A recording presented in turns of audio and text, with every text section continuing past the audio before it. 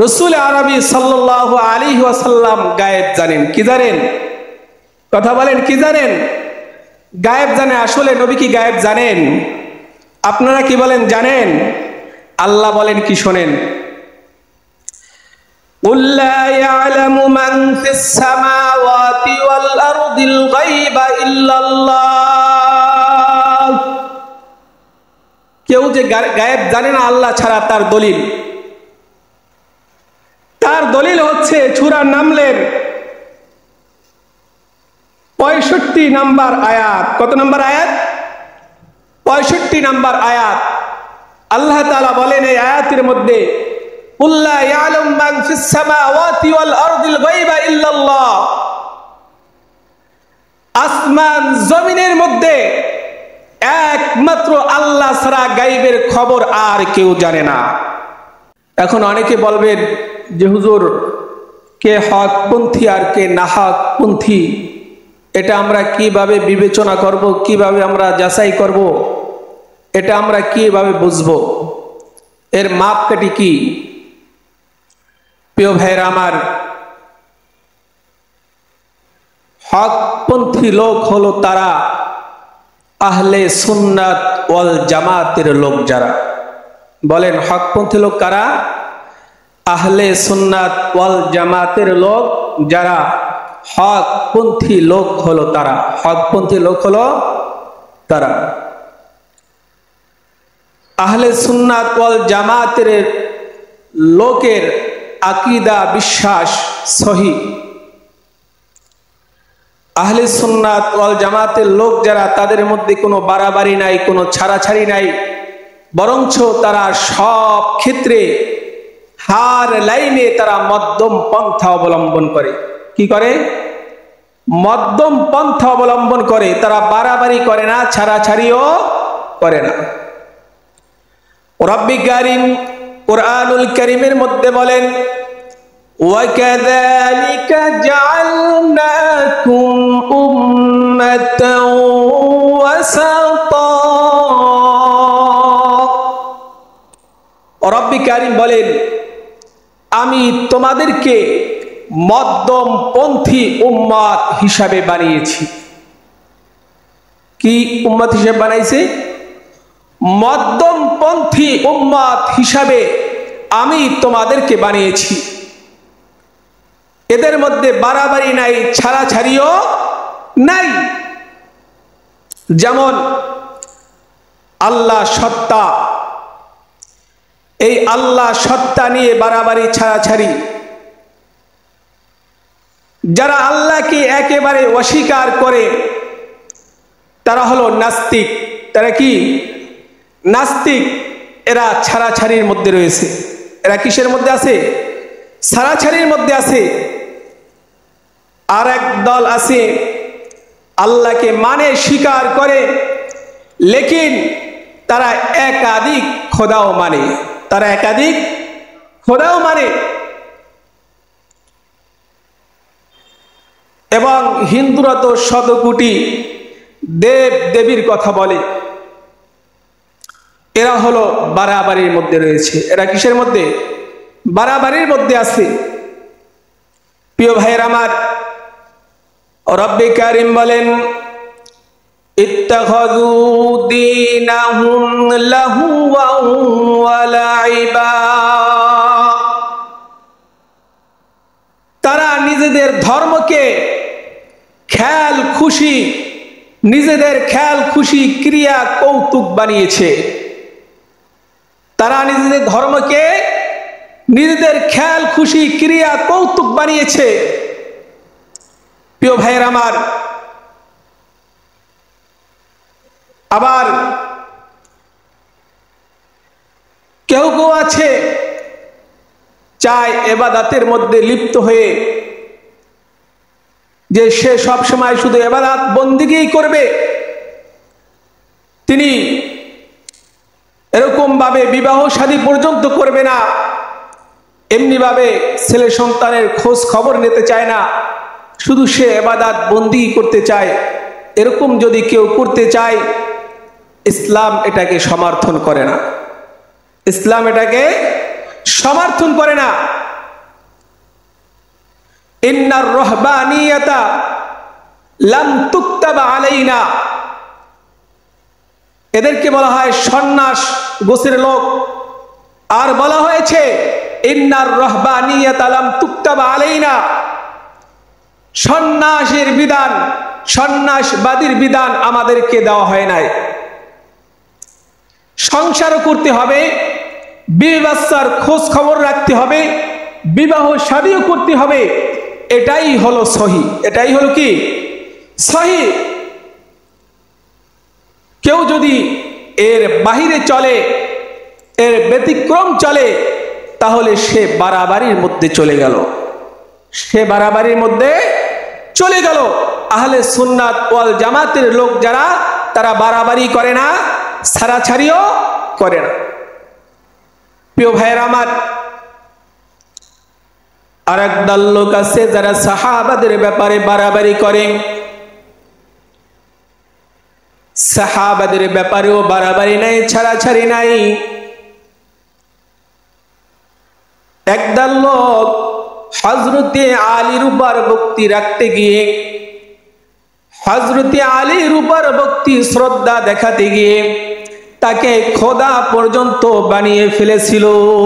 নাউজুবিল্লাহ বলেন, তাকে খোদা পর্যন্ত বানিয়ে ফেলেছিল। আর এক শ্রেণীর লোক তারা বলে ফেলেছিল যে রাসূল আরবি সাল্লাল্লাহু আলাইহি ওয়াসাল্লাম ইন্তিকালের পর হযরতে আলী রাদিয়াল্লাহু তাআলা আনহু প্রথম খলিফা হওয়ার যোগ্য ছিল। কারণ হযরতে আলী রাসূল আরবি সাল্লাল্লাহু আলাইহি ওয়াসাল্লামের পরিবারের লোক ছিল, এজন্য তিনি প্রথম খলিফা হওয়ার যোগ্য ছিল। এটা একদল লোক, এক শ্রেণীর লোক বলেছিল। তারা বলেছিল যে হযরতে আবু বকর, হযরতে ওমর, হযরতে ওসমান এরা জুলুম করে, এরা অন্যায় করে আগে খলিফার পদ গ্রহণ করেছিল। জোরে বলেন নাউজুবিল্লাহি মিন যালিক। অথচ এই সমস্ত সাহাবীদের ব্যাপারে, এই সমস্ত সাহাবীদের ব্যাপারে দুনিয়ার জমিনে রাসূল আরবি সাল্লাল্লাহু আলাইহি ওয়াসাল্লাম জান্নাতি সার্টিফিকেটের ঘোষণা দিয়েছেন। জোরে বলেন সুবহানাল্লাহ। শুধু তাই নয়, ওমরের ব্যাপারে নবী বলেছেন লাউ কানা বাদি নাবিয়্যান লাকানা ওমর, আমার পর যদি কেউ নবী হতো তাহলে সেটা ওমর হতো। লেকিন আনা খাতামুন নবিয়্যিন লা নবিয়্যা বাদি, আমি শেষ নবী, আমার পর আর কোনো নবী নাই। নবুয়তের দরজায় তালা লেগে গেছে, নবী আর দুনিয়ার জমিনে আসবে না। যদি নবী হতো তাহলে আমার পর নবী হলে ঠিক ওমরই নবী হতো। এই সমস্ত সাহাবীদের ব্যাপারে যারা তিরস্কার করতে পারে, যারা এরকম ভাবে সমালোচনা করতে পারে, তারা মূলত যাই হোক না কেন হকপন্থী লোক হতে পারে, তারা হকপন্থী লোক হতে পারে না। কশিন কালেও তারা হকপন্থী লোক হতে পারে না। রাসূল আরবি সাল্লাল্লাহু আলাইহি ওয়াসাল্লাম বলেন, আমার এক একটা সাহাবা এক একটা তারকার মতো। যে কেউ একজন সাহাবাকে অনুসরণ করে আর সে তার জীবনকে অতিবাহিত করে, সেই ব্যক্তি জান্নাতে চলে যাবে। সুবহানাল্লাহ। আর সেই সাহাবীদের ব্যাপারে বিদ্বেষ, সেই সাহাবীদের ব্যাপারে সমালোচনা, এ আর যা কিছু হোক, সে কোনোদিন হকপন্থী হতে পারে না। প্রিয় ভাইয়েরা আমার, এরা শিয়া নামে পরিচিতি লাভ করেছে, এরা বর্তমানে শিয়া নামে পরিচিত আছে। প্রিয় ভাইয়েরা আমার, তাহলে সাহাবীদের ব্যাপারেও কোন এরকম ভাবে বাড়াবাড়ি নাই, ছাড়াছাড়িও নাই, মধ্যম পন্থা অবলম্বন করতে হবে। যে যতটুক মাকামের অধিকারী তাকে সেখানেই বসাতে হবে, এর উপরে বসাইলে সেটা বাড়াবাড়ি হবে, আর এর নিচে যদি নামাই সেটা হবে সারাসারি। সেটা হবে কি? সারাসারি। এর উপরে বাড়াইলে যে যে তবকার মধ্যে আছে সেই তবকাই তাকে রাখতে হবে। এই তবকার থেকে যদি এক চুল পরিমাণ বাড়ানো হয় তাহলে সেটা হবে বাড়াবাড়ি, আর যদি সেই তবকা থেকে এক চুল পরিমাণ তাকে নিচে নামানো হয় তাহলে সেটা হবে সারাসারি। সেটা হবে কি? সারাসারি। আহলে সুন্নাত ওয়াল জামাতের লোক যারা হবে তাদের মধ্যে বাড়াবাড়িও থাকবে না, সারাসারিও থাকবে না। প্রিয় ভাইয়েরা আমার, কেউ কেউ রাসূল আরবি সাল্লাল্লাহু আলাইহি ওয়াসাল্লামের ব্যাপারেও বাড়াবাড়ি ছাড়াছাড়ির মধ্যে লিপ্ত হয়েছে। বর্তমানে যুগের মধ্যে অনেক এরকম ভাবে মানুষ আছে যারা রাসূলের ব্যাপারে বাড়াবাড়ি এবং ছাড়াছাড়ির মধ্যে লিপ্ত হয়েছে। তারা বলেন আল্লাহ এবং রাসূলের মধ্যে কোনো পার্থক্য নাই। জোরে বলেন নাউজুবিল্লাহ। আল্লাহ এবং রাসূলের মধ্যে কোনো পার্থক্য নাই। যারা আল্লাহ এবং রাসূলের মধ্যে পার্থক্য করতে চায় তারা হলো কাফির। নাউজুবিল্লাহি মিন যালিক। একদল লোক তারা বলতেছে কথা যে যারা আল্লাহ এবং রাসূলের মধ্যে পার্থক্য করে তারা কাফের। নাউজুবিল্লাহ বলেন জোরে। তারা কাফের। প্রিয় ভাইয়ের আমার, অথচ রব্বি কারীম কুরআনুল কারীমের মধ্যে বলেন কুল ইন্নামা আনা বাশারুম মিসলুকুম ইউহা ইলাইয়া আন্নামা ইলাহুকুম ইলাহু ওয়াহিদ। রব্বি কারীম বলেন, হে নবী আপনি বলে দেন আমি তোমাদের মতোই মানুষ, শুধু পার্থক্য এতটুকুই আমার কাছে ওহী আসে আর তোমাদের কাছে ওহী আসে না। পার্থক্য শুধু এতটুকুই, আমার কাছে ওহী আসে, তোমাদের কাছে ওহী আসে না। কথা সত্য না মিথ্যা? প্রিয় ভাইয়ের আমার, নবী যেটা বলেছেন কোরআনের মাধ্যমে আল্লাহ তাকে বলেছেন, তিনি জানিয়ে দিয়েছেন, এতে এক চুল পরিমাণ মিথ্যার হ্রাস পর্যন্ত নাই। আছে প্রিয় ভাইয়ের আমার, কারণ মোহাম্মদ হারগিজ না গুপ্তা, তা না গুপ্তা জিবরাইল, জিবরাইল হারগিজ না গুপ্তা, তা না গুপ্তা রব জলিল। মোহাম্মদ হারগিজ না গুপ্তা, মোহাম্মদ কোনো কথাই বলে না। তা না গুপ্তা জিবরাইল, যতক্ষণ পর্যন্ত জিবরাইল না বলে, যতক্ষণ পর্যন্ত জিবরাইল না বলে। জিবরাইল হারগিজ না গুপ্তা, জিবরাইল কোনো কথা বলে না, জিবরাইল কোনো কথা বলে না।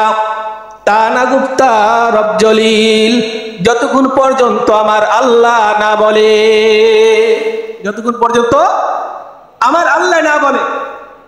তাহলে রাসূল কে আল্লাহ জানাই দিয়েছে, হে নবী আপনি বলে দেন যে আমি তোমাদের মতোই মানুষ, শুধু পার্থক্য এতটুকুই যে আমার কাছে ওহী আসে আর তোমাদের কাছে ওহী আসে না।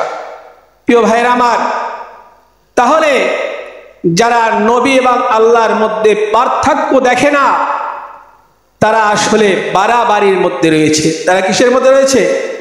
বাড়াবাড়ির মধ্যে রয়েছে। তারা কখনো হক পন্থী হতে পারে না, আহলে সুন্নাত ওয়াল জামাতের লোক তারা হতে পারে না। প্রিয় ভাইয়ের আমার, আর একদল লোক আছে যারা নবী এবং আল্লাহর মধ্যে এক তারা দেখে না, আল্লাহর নবী তারা এক বলে না, তারা এক মানে না, লেকিন তারা নবীর উপর এমন কথা আরোপ করে যেটা আল্লাহর একান্ত বিষয়, যেটা আল্লাহর একান্ত বিষয়।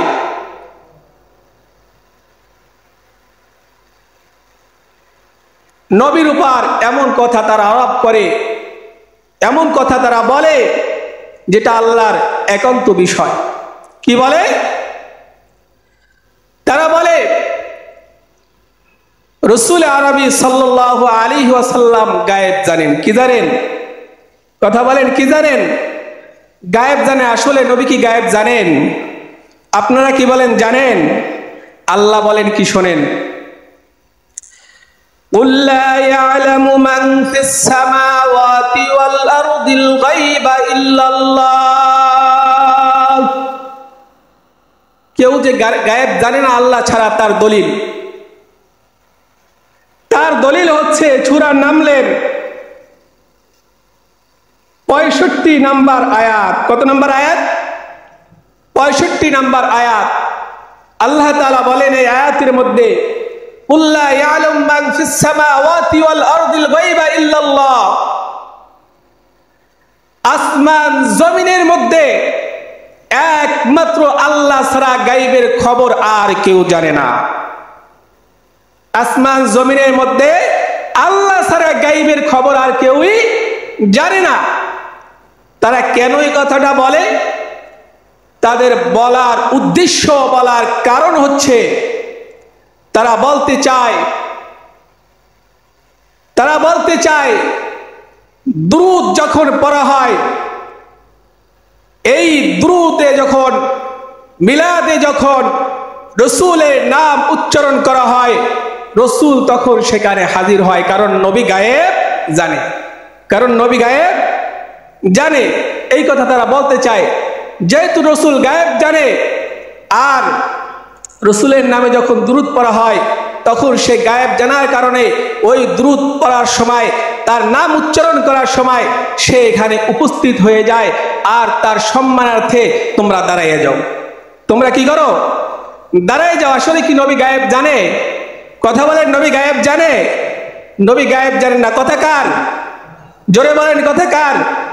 আল্লাহর কথা। নবী গায়েব জানে না, কেউই গায়েব জানে না, একমাত্র আল্লাহ ছাড়া কেউই গায়েব জানে না। আল্লাহর নবী কোন মিলাদের মাহফিলে হাজির হয় না। এর অসংখ্য অগণিত দলিল আছে। এক হাদিসের মধ্যে এসেছে, তোমরা দুরূদ শরীফ পাঠ করো, তোমরা যেখানেই থাকো না কেন, সেই দুরূদ আমার কাছে পৌঁছিয়ে দেওয়া হয়।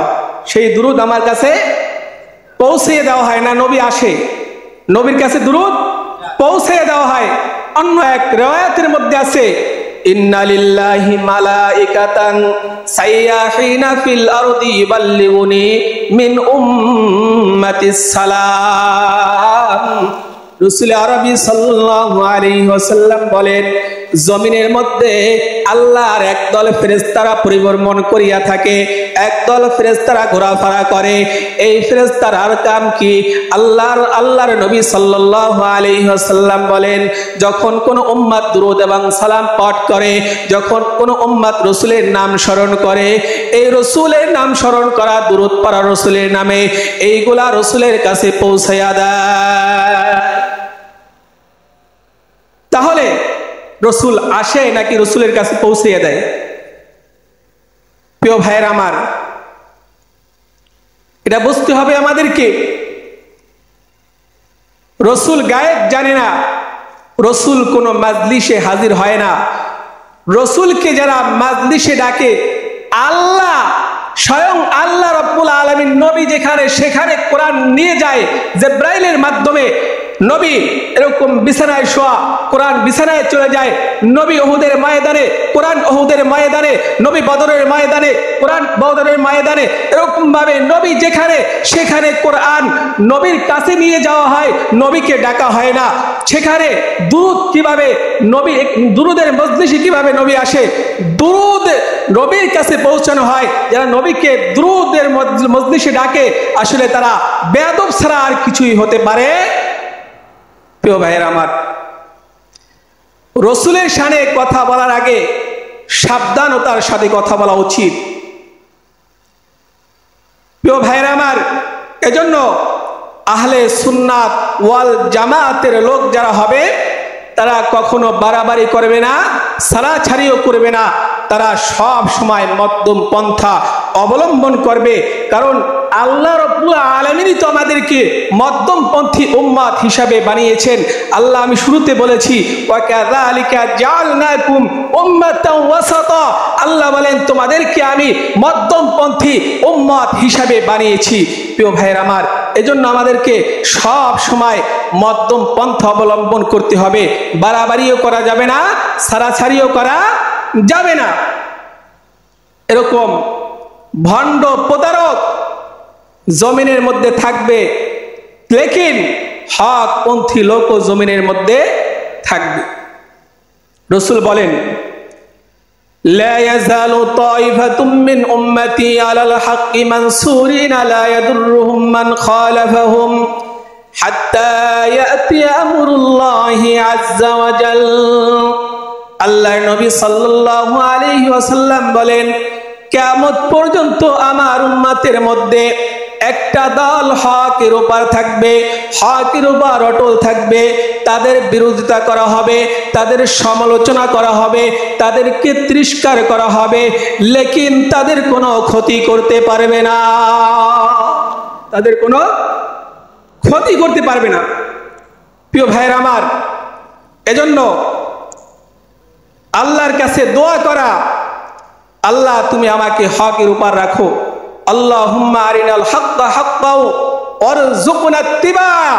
আয় আল্লাহ, আমাকে হক বোঝা এবং হকের উপর অটল থাকার তৌফিক দান করেন। সকলে বলি আমিন।